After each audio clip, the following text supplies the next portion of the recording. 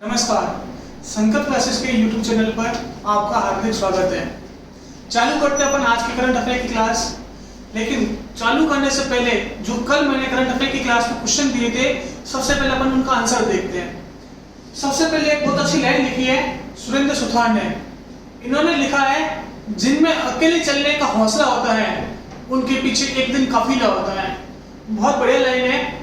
आज आप government job की तैयारी कर रहे हो, आपके साथ कोई हो या ना हो, लेकिन जब आप एक ऑफिसर बनकर निकलोगे, जब आप अपने ड्रीम को पूरा करके निकलोगे, तब जो लोग आपकी बुराई कर रहे हैं वही कल आपके साथ होंगे।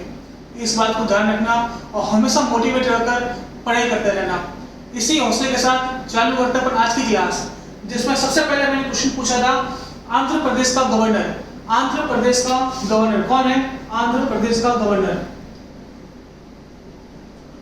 आंध्र प्रदेश। कल मैंने आपको बताया था, उसका थोड़ा सा रिवीजन करवा देता हूँ। आंध्र प्रदेश कल मैंने आपको बताया था, इसकी 3 राजधानियां प्रस्तावित हैं। कौन कौन सी? विशाखापट्टनम, कुर्नूल और अमरावती। फिर मैंने आपको यह भी बताया था, इसके जो सीएम है वह जगन मोहन रेड्डी है। इसके अलावा यह भारत का पहला राज्य है जहां पर 5 उप मुख्यमंत्री हैं। पहला एससी से, दूसरा एसटी से, तीसरा ओबीसी से, चौथा अल्पसंख्यक से और 5वां एक समुदाय है आंध्र प्रदेश का, उसका नाम है कापू समुदाय। इन 5 समुदायों का प्रतिनिधित्व करने वाले 5 डेप्यूटी सीएम आंध्र प्रदेश में हैं। इसके अलावा जो दूसरा क्वेश्चन था वह था एमएचआरडी के मंत्री। एमएचआरडी की full form ministry of human resource development, मानव संसाधन विकास मंत्रालय। इसके जो मंत्री हैं उनका नाम है रमेश पोखरियाल निशंक। क्या नाम है उनका? रमेश पोखरियाल निशंक। क्लियर? ये कल के सवाल के जवाब हो गए। अब इनका जवाब इसका आंसर दिया था सुनीता कुमारी ने। क्लियर? अब आज चालू करता हूं मैं आज की करंट अफेयर की क्लास। देखिए, सबसे पहले जो क्वेश्चन है वो भौगोलिक संकेतक का है। मैंने आपको लास्ट क्लासों में 3-4 बार क्वेश्चन लेकर आया हूं। मैंने आपको सबसे पहले बताया था कि साल 2004-5 में, साल 2004-5 में प्रथम बार भौगोलिक संकेतक दिया गया। और जो फर्स्ट भौगोलिक संकेतक दिया गया था वह किसको दिया गया था? वह दिया गया था दार्जिलिंग की चाय को। किसको दिया गया था? दार्जिलिंग की चाय को। दार्जिलिंग की चाय को प्रथम बार भौगोलिक संकेतक सन 2004 में दिया गया। उसके बाद मैंने आपको बताया था कि मणिपुर का काला चावल, मणिपुर का काला चावल जिसे अपन बोलते हैं चा खाऊ।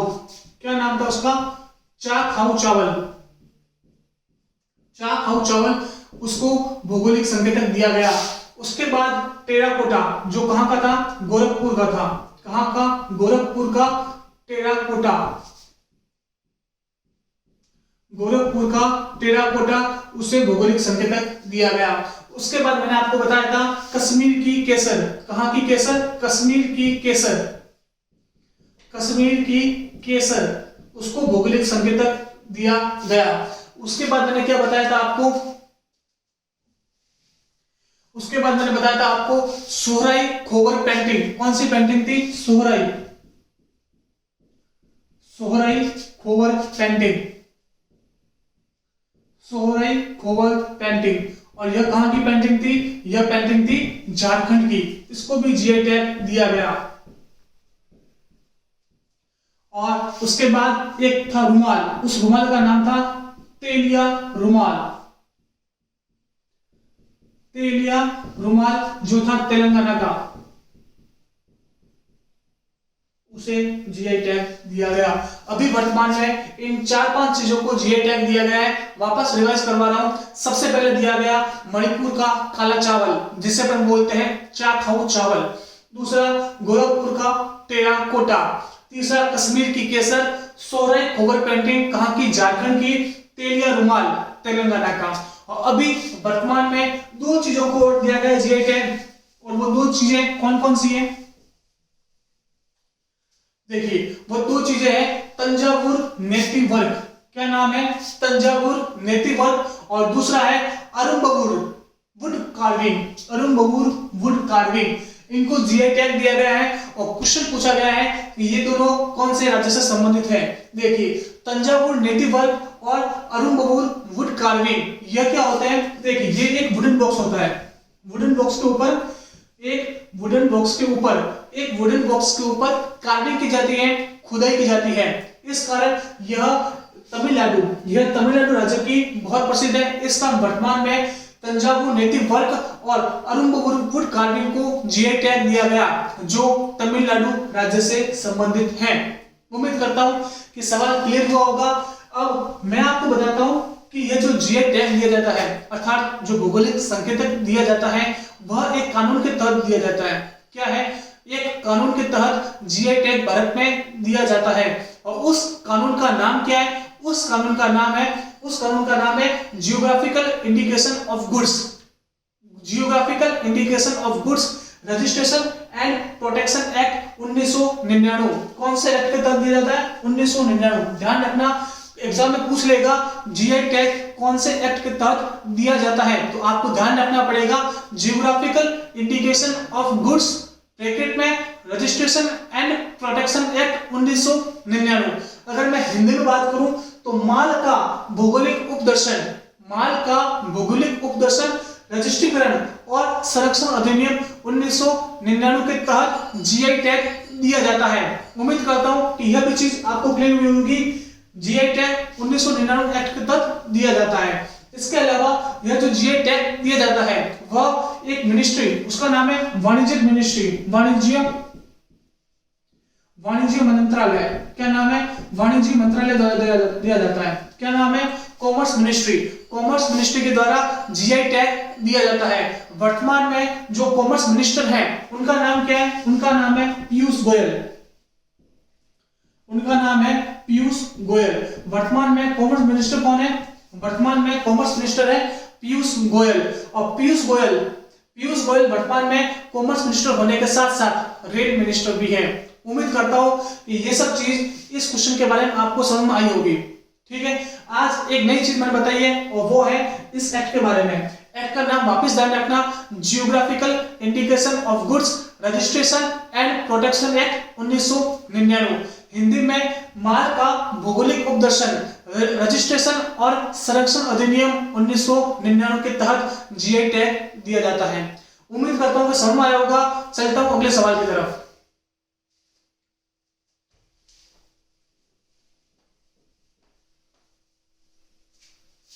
देखिए, सवाल क्या कह रहा है? सवाल कह रहा है कि 21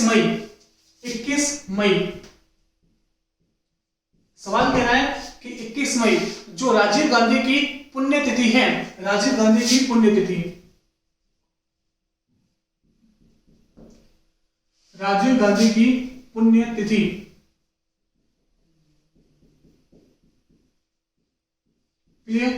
जो 21 मई है वह राजीव गांधी की पुण्यतिथि है, और इसे भारत में राष्ट्रीय आतंकवाद विरोधी दिवस के रूप में मनाया जाता है। किसके रूप में मनाया जाता है? राष्ट्रीय आतंकवाद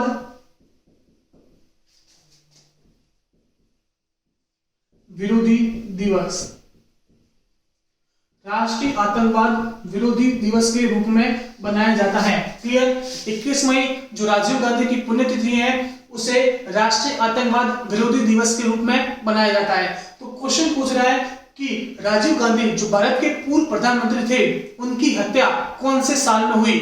तो ध्यान रखना, सन 1991 में एक आतंकवादी हमले में राजीव गांधी की हत्या हो गई थी। और 21 मई को उनके पुण्यतिथि को राष्ट्रीय आतंकवाद विरोधी दिवस के रूप में मनाया जाता है।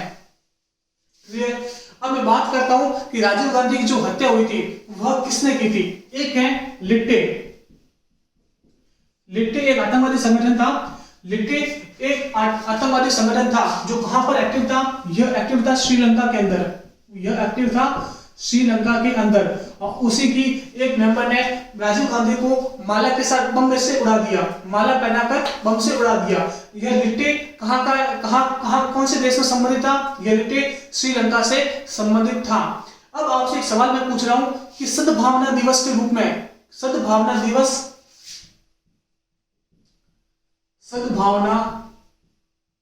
दिवस कब मनाया जाता है और किसके लिए बनाया जाता है? समझना क्वेश्चन। सद्भावना दिवस, सद्भावना दिवस किसकी जन्म तिथि पर बनाया जाता है और कब बनाया जाता है? यह आपको नीचे कमेंट बॉक्स में आंसर देना है। क्लियर? सद्भावना दिवस भारत में कब बनाया जाता है और किसकी जन्म तिथि पर बनाया जाता है? अब बात आती है भारत के प्रधानमंत्री की, तो मैं आगे आपको भारत के प्रधानमंत्रियों के बारे में बताने जा रहा हूं। भारत में अभी तक कौन कौन से प्रधानमंत्री थे? देखिए, भारत के सर्वप्रथम प्रधानमंत्री बने जवाहरलाल नेहरू। भारत के जवाहरलाल नेहरू प्रधानमंत्री थे 1947। जब भारत आजाद हुआ 15 अगस्त 1947 से लेकर 1964 तक भारत के प्रधानमंत्री रहे। भारत और चीन के बीच जो युद्ध हुआ था 1962 के अंदर, तब भी भारत के प्रधानमंत्री थे जवाहरलाल नेहरू। उनके बाद भारत के प्रधानमंत्री बने थे लाल बहादुर शास्त्री। लाल बहादुर शास्त्री भारत के प्रधानमंत्री बने 1964 से 1966 तक। 1964 से 1966 तक भारत के प्रधानमंत्री रहे। भारत और पाकिस्तान के युद्ध के टाइम लाल बहादुर शास्त्री भारत के प्रधानमंत्री थे। लाल बहादुर शास्त्री की मृत्यु ताशकंद में हुई। ताशकंद समझौता साइन करने के बाद उनकी मृत्यु हो गई और आज भी यह एक संशय, यह एक गोपनीय कारण है कि लाल बहादुर शास्त्री की मृत्यु किस तरह हुई। उसके बाद जवाहरलाल नेहरू की पुत्री इंदिरा गांधी राष्ट्रपति और प्रधानमंत्री बनती हैं। प्रधानमंत्री, इनका कार्यकाल रहता है 1966 से 1967। 1966 से 1967। ध्यान रखना, इंदिरा गांधी और जवाहरलाल नेहरू वो दो प्राइम मिनिस्टर हैं जिन्होंने अपना नाम ही भारत रत्न के लिए नामित कर दिया था, अर्थात प्रधानमंत्री होते हुए अपने आप को भारत रत्न दिलवा दिया था इंदिरा गांधी और जवाहरलाल नेहरू ने। अगला आता है मोरारजी देसाई। मोरारजी देसाई लगभग 2 साल तक भारत के प्रधानमंत्री रहे 1967 से 1979 तक। उसके बाद चरण सिंह 1979 से 1980 तक। ठीक है। इंदिरा गांधी। अब आपको बताना है क्वेश्चन कि चौधरी चरण सिंह एयरपोर्ट कौन से राज्य में और कौन से शहर में है? क्या पूछ रहा हूं मैं? चौधरी चरण सिंह एयरपोर्ट कौन से राज्य में और कौन से शहर में है? ये आपको नीचे कमेंट बॉक्स में आंसर देना है। उसके बाद मैं बात करता हूं इंदिरा गांधी वापस प्राइम मिनिस्टर बनती है और वो रहती है 1980 से 1984 तक। क्लियर? चलता हूं अगले स्लाइड पर। इंदिरा गांधी की मृत्यु के बाद उनका पुत्र राजीव गांधी, इंदिरा गांधी की मृत्यु के बाद उनका पुत्र राजीव गांधी भारत के प्रधानमंत्री बनते हैं और वो रहते हैं 1984 से 1989 तक और फिर 89 में इनको भारत रत्न से सम्मानित किया जाता है। उसके बाद विश्वनाथ प्रताप सिंह, चंद्रशेखर, पीवी नरसिम्हा राव। ध्यान रखना, ये पीवी नरसिम्हा राव ही है जिसके टाइम में मैंने आपको बताया था कौन सा संविधान संशोधन हुआ था, 73वां संविधान संशोधन, जिसके तहत भारत के संविधान में भाग 9 और अनुसूची 11 जोड़ी गई। भारत में जो स्थानीय संविधान निकाय है उनको संवैधानिक मान्यता पीवी नरसिम्हा के समय ही मिली। उसके बाद अटल बिहारी वाजपेयी बहुत कम समय तक रहे, लगभग 16 दिन तक भारत के प्रधानमंत्री रहे। उसके बाद बोले एच.डी. देवेगौड़ा, उसके बाद इंद्र कुमार गुजराल, अटल बिहारी वाजपेयी, इस टाइम उन्होंने अपना कार्यकाल पूरा किया। क्लियर? उसके बाद बने मनमोहन सिंह 10 साल तक भारत के प्रधानमंत्री रहे और अभी वर्तमान में चल रहे हैं नरेंद्र मोदी जो 2014 से बने और अब देखते हैं कब तक बने रहते हैं। उम्मीद करता हूं कि भारत के जो सारे प्रधानमंत्रियों के नाम है और उनका कार्यकाल है आपको समझ में आया होगा और याद रखना ये सब चीजें। क्लियर? चलता हूं अगले सवाल पर। देखिए, क्वेश्चन पूछ रहा है कि भारत में एक मंदिर है, उस मंदिर का नाम है सूर्य मंदिर, कोणार्क का सूर्य मंदिर। क्या नाम है? कोणार्क का सूर्य मंदिर। अभी केंद्र सरकार ने क्या किया है? अभी केंद्र सरकार ने एक नियम लेके आई है, एक योजना लेके आई है जिसमें इस कोणार्क के सूर्य मंदिर का 100% सौर ऊर्जा मतलब सौरकरण किया जाएगा। 100% जो इसकी इलेक्ट्रिसिटी होगी वह सोलर पैनल से ली जाएगी। तो आपको क्वेश्चन पूछा है ये जो कोणार्क का सूर्य मंदिर है वह भारत के कौन से राज्य में स्थित है? जो कोणार्क का सूर्य मंदिर है वह भारत के कौन से राज्य में स्थित है? ध्यान रखना, यह है उड़ीसा के अंदर। देखिए सबसे पहले कोणार्क के सूर्य मंदिर की मैं बात करता हूं। कोणार्क के सूर्य मंदिर का निर्माण किसने करवाया? तो नाम ध्यान रखना, नरसिंह वर्मन। नरसिंह वर्मन प्रथम ने कोणार्क के सूर्य मंदिर का निर्माण करवाया और यह भारत के उड़ीसा राज्य में स्थित है। यह एक यूनेस्को विश्व धरोहर में शामिल है। किसमें शामिल है? यूनेस्को विश्व धरोहर में शामिल है। यूनेस्को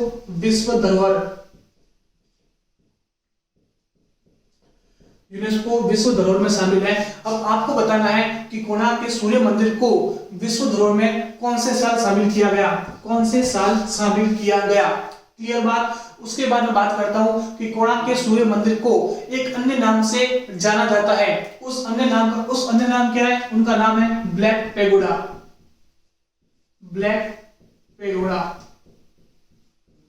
ठीक है, कोणार्क के सूर्य मंदिर का अन्य नाम है ब्लैक पेगोडा। उम्मीद करता हूं कि ये सब चीजें क्लियर होगी। देखिए कोणार्क के सूर्य मंदिर निर्माण करवाया नरसिंह वर्मन प्रथम ने। कहां पर स्थित है? उड़ीसा में स्थित है। यह यूनेस्को विश्व धरोहर में शामिल है और आपको बताना है कि यूनेस्को विश्व धरोहर में कौन से साल शामिल किया गया। इसके बाद जो कोणार्क का सूर्य मंदिर है उसका अन्य नाम क्या है? उसका अन्य नाम है ब्लैक पेगोडा। क्लियर। अब मैं बात करता हूं कि उड़ीसा क्या है? उड़ीसा की राजधानी भुवनेश्वर है। उड़ीसा की राजधानी क्या है? भुवनेश्वर। उड़ीसा के जो सीएम है वो नवीन पटनायक है और उनकी पार्टी का नाम है बीजू जनता दल। इसके अलावा उड़ीसा के जो गवर्नर है उनका नाम है गणेशी लाल। इसके अलावा उड़ीसा में जो नेशनल पार्क है, उड़ीसा में जो राष्ट्रीय उद्यान है उसमें एक है सिमलीपल। क्या नाम है इसका? सिमलीपल। और दूसरे का नाम है भीतरकनिका। भीतरकनिका और सिमलीपल दो राष्ट्रीय उद्यान उड़ीसा के अंदर है। उड़ीसा में एक झील है, उसका नाम है चिल्का झील। क्या नाम है? चिल्का झील। उड़ीसा में एक झील है, उसका नाम है चिल्का झील और यह चिल्का झील दुनिया की सबसे बड़ी लघु झील है। ठीक है, वापस बोलता हूँ, चिल्का झील दुनिया की सबसे बड़ी कोस्टल लगून झील है। क्लियर करता हूँ, ये सब चीजें क्लियर हुई होगी। इसके अलावा बात करता हूँ उड़ीसा के अंदर हॉकी का वर्ल्ड कप होने वाला है। उड़ीसा के अंदर एक हॉकी का वर्ल्ड कप होने वाला है। आपको बताना है कि कौन से साल का हॉकी वर्ल्ड कप उड़ीसा के भुवनेश्वर में होगा। वापस बोल रहा हूँ कि उड़ीसा के अंदर एक हॉकी का वर्ल्ड कप होने वाला है। आपको बताना है कि कौन से साल में उड़ीसा के भुवनेश्वर में हॉकी का वर्ल्ड कप होगा। उम्मीद करता हूँ कि ये सब चीजें क्लियर हुई होगी। अब चलता हूँ अगले सवाल पर।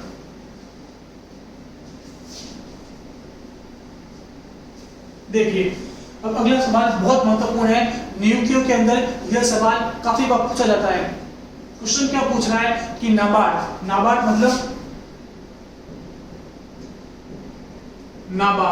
नाबार्ड के चेयरमैन कौन बने हैं? ध्यान रखना, नाबार्ड मतलब national bank for agriculture and rural development. वापस लिखता हूं मैं,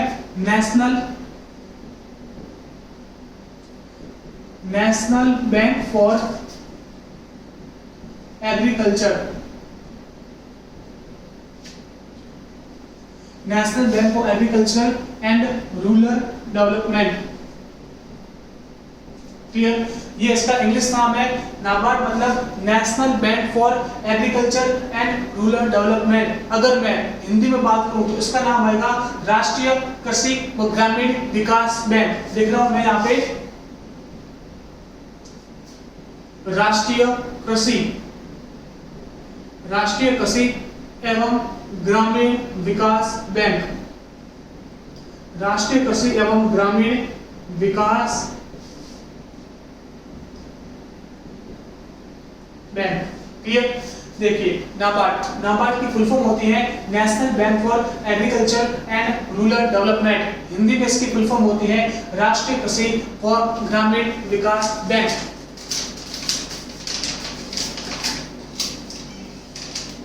ठीक है, देखिए क्लियर होगी बात नाबार्ड की। अब मैं बात करता हूं किसका हेडक्वार्टर, इसका मुख्यालय कहाँ है। ठीक है, नाबार्ड का जो मुख्यालय है वह है मुंबई के अंदर। नाबार्ड का जो मुख्यालय है वह है मुंबई के अंदर और इसकी स्थापना हुई थी 12 जुलाई 1982 को। 12 जुलाई 1982 को इसकी स्थापना हुई। ध्यान रखना कि नाबार्ड का जो स्थापना वर्ष है, नाबार्ड का स्थापना वर्ष बहुत महत्वपूर्ण है। काफी बार एग्जाम में पूछा गया है कि नाबार्ड की स्थापना कब हुई, तो आप आंसर देना पड़ेगा 12 जुलाई 1982 को नाबार्ड की स्थापना हुई। क्लियर। अभी पहले क्या हुआ करता था कि जो नाबार्ड का चेयरमैन था वह कौन थे? वह थे हर्ष कुमार भानवाला। वह थे हर्ष कुमार भानवाला। लेकिन अब हर्ष कुमार भानवाला रिटायर्ड हो गए हैं, तो इनकी जगह गोविंदा राजुलू, कौन है? गोविंदा राजुलू नाबार्ड के नए चेयरमैन बने हैं। क्लियर। गोविंदा राजुलू नाबार्ड के नए चेयरमैन बने हैं। अगर बात करता हूं कि अजय त्यागी, अजय त्यागी सेबी के चेयरमैन है। अजय त्यागी कौन है? सेबी के चेयरमैन। सेबी मतलब security and exchange board of India, भारतीय प्रतिभूति व विनिमय board.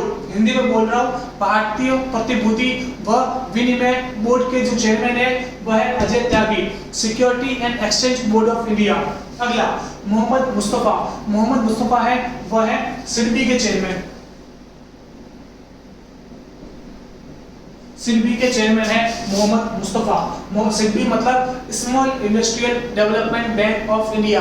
Small industrial development bank of India, लघु उद्योग विकास बैंक के जो चेयरमैन है वह है मोहम्मद मुस्तफा। उम्मीद करता हूं कि ये सब चीजें आपको क्लियर हुई होगी।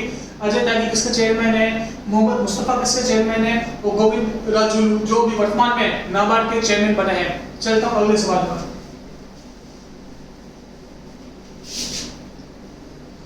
देखिए, अभी मी अन्नपूर्णा योजना कौन से राज्य ने शुरू की है? सीधा कंसेप्ट फैक्ट है, आपको दिमाग में याद रखना है। जो मी अन्नपूर्णा योजना है वह चालू की है महाराष्ट्र ने। महाराष्ट्र की अगर मैं बात करता हूं तो वर्तमान में जो इसके सीएम है वो है उद्धव ठाकरे। और मैंने अभी कुछ क्लासों में आपको बताया था कि अभी उद्धव ठाकरे ने विधान परिषद के सदस्यता ग्रहण की। विधान परिषद की सदस्यता ग्रहण की थी किसने? उद्धव ठाकरे ने। और उनको शपथ दिलाई थी विधान परिषद के अध्यक्ष ने। यहाँ पर जो गवर्नर है उनका नाम है भगत सिंह कोश्यारी। महाराष्ट्र की राजधानी है वह है मुंबई।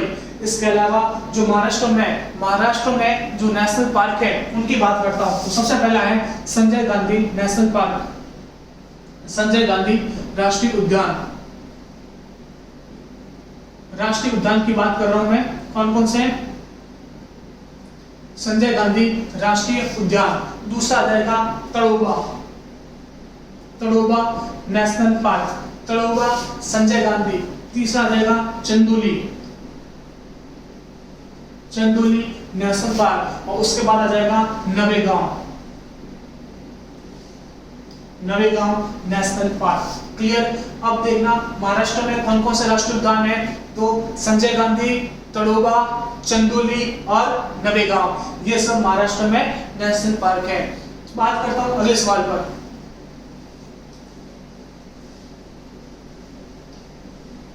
देखिए, अभी क्या पूछा है इस क्वेश्चन के अंदर? अभी एक स्टेडियम है जिसको क्वारंटाइन सेंटर मतलब संगरोध केंद्र बनाया गया है। ठीक है, एक स्टेडियम है उसे वर्तमान में एक संगरोध केंद्र क्वारंटाइन सेंटर बनाया गया है। पूछा हुआ क्वेश्चन ये है कि जो संगरोध केंद्र बनाया गया है जिस स्टेडियम को, वहां पर 2011 का क्रिकेट वर्ल्ड कप आयोजित हुआ था। आपको उस स्टेडियम का नाम बताना है जहां पर 2011 का क्रिकेट विश्व कप आयोजित हुआ और वर्तमान में उसे संगरोध केंद्र बनाया गया है। क्लियर। तो उसका आंसर है वानखेड़े स्टेडियम। वानखेड़े स्टेडियम कहां पर है? वानखेड़े स्टेडियम है मुंबई के अंदर। और वानखेड़े स्टेडियम के अंदर ही किसका हेडक्वार्टर है? इसके अंदर ही बीसीसीआई का हेडक्वार्टर है। किसका हेडक्वार्टर है? बीसीसीआई। बीसीसीआई मतलब board of control for cricket in India. इसके अध्यक्ष सौरभ गांगुली है और इसके जो सीईओ है वो है राहुल जौहरी। इसके जो सचिव है वो है जय शाह। क्लियर। अब मैं बात करता हूं अरुण जेटली स्टेडियम। अरुण जेटली स्टेडियम का जो पुराना नाम था वो था फिरोज शाह कोटला स्टेडियम। क्या नाम था? फिरोज शाह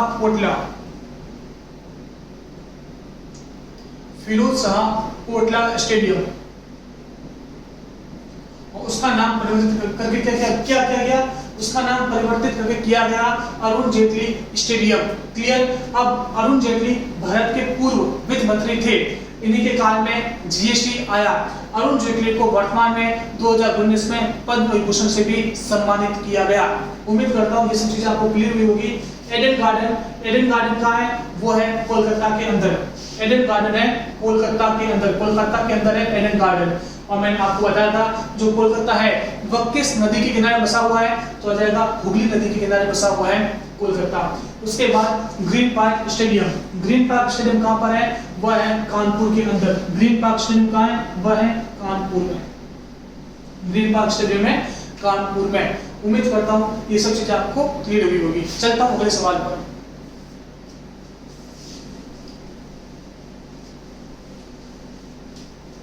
देखिए, अभी एक नेशनल पार्क है, उसके नीचे बहुत सारे तेल के भंडार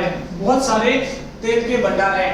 तो पहले ऑयल इंडिया लिमिटेड को इस जगह पर तेल की खनन की मंजूरी नहीं मिल रही थी। इन्होंने 2016 में भी अप्लाई किया था, तो उनको पर्यावरण मंत्रालय से इस तेल की खनन की मंजूरी नहीं मिली। लेकिन अभी वर्तमान में इन्होंने अप्लाई किया है तो इनको मंजूरी मिल गई है। तो वह नेशनल पार्क, वह राष्ट्रीय उद्यान कौन सा है? तो वह राष्ट्रीय उद्यान है डिब्रूगढ़ साइखोवा। इसका नाम क्या है? डिब्रूगढ़ साइखोवा। ये कहां पर है? ये है असम के अंदर। देखिए, जो डिब्रूगढ़ साइखोवा नेशनल पार्क है वह किसके लिए प्रसिद्ध है? वह प्रसिद्ध है वाइल्ड हॉर्सेस के लिए, मतलब जंगली घोड़ों के लिए यह उद्यान है। किसके लिए है? जंगली घोड़ों के लिए यह उद्यान है। उसका नाम है डिब्रूगढ़ साइखोवा राष्ट्रीय उद्यान। तो वर्तमान में जो ऑयल इंडिया कंपनी थी, देखिए तेल निकालते कैसे हैं? तेल अपन कैसे निकालते? जैसे ये जमीन है, यहाँ पे ये तेल है, तो मशीन जाती है इस तरह से, मशीन जाएगी इस तरह से और फिर तेल को बाहर निकाल लेगी। लेकिन अब जो इस डिब्रूगढ़ साइखोवा राष्ट्रीय उद्यान है, इसमें क्या किया जाएगा कि मशीन यहां से एंटर नहीं करके यहां से डाली जाएगी, यहां से डाल के और फिर इसको यूं निकाल लिया जाएगा।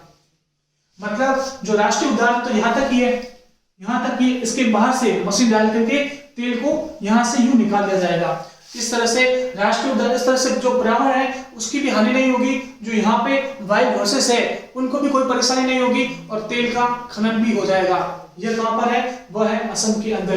मैं बात करता हूँ कान्हा नेशनल पार्क। यह कहां पर है? कान्हा नेशनल पार्क है मध्य प्रदेश में। कहां पर है? मध्य प्रदेश में है कान्हा नेशनल पार्क। मध्य प्रदेश में और कौन कौन से नेशनल पार्क है? तो पेंच राष्ट्रीय उद्यान भी मध्य प्रदेश के अंदर है। रणथंभौर तो आपको पता ही होगा राजस्थान के अंदर, और काजीरंगा असम के अंदर। मैं बात करता हूँ असम की। असम में और बात करता हूँ तो असम में और कौन कौन से नेशनल पार्क आते हैं? तो असम में आ जाएगा मानस नेशनल पार्क। असम में कौन कौन से नेशनल पार्क है? असम में आ जाएगा मानस नेशनल पार्क। इसके अलावा मानस नेशनल पार्क, इसके अलावा असम में एक दुनिया का सबसे बड़ा रिवर आइलैंड है, और उस रिवर आइलैंड का नाम क्या है?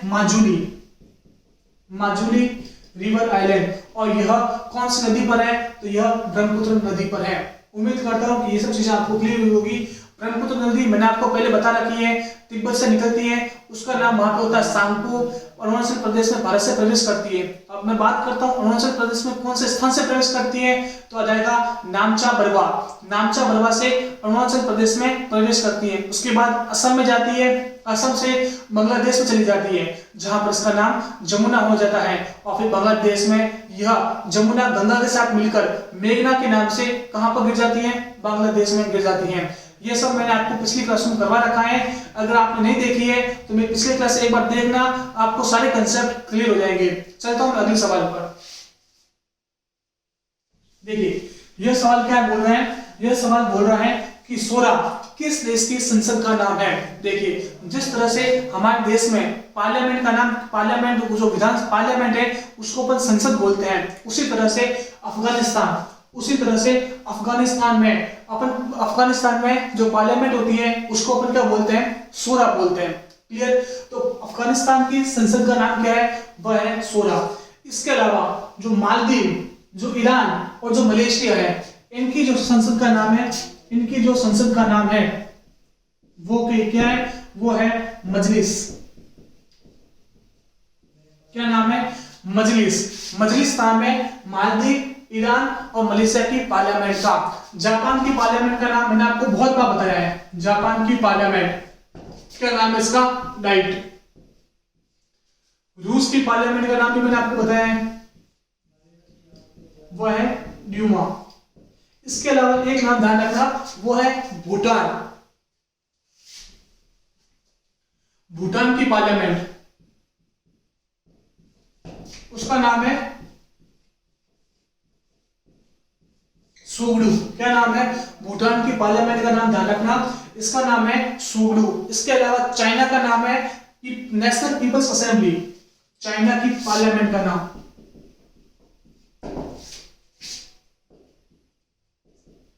National peoples